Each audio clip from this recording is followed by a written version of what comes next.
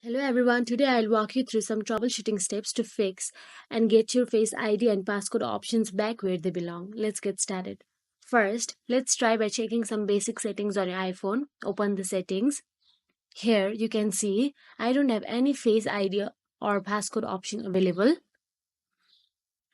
And if you don't also see the Face ID and passcode option in the settings menu, don't panic. There are a few troubleshooting steps we can try to bring it back.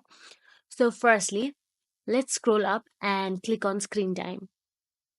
After clicking on screen time, simply scroll down and click on content and privacy restrictions. Then again scroll down and click on passcode changes.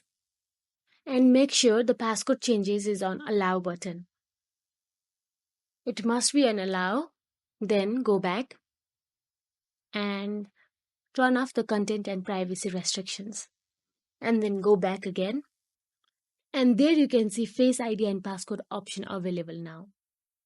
So that is it.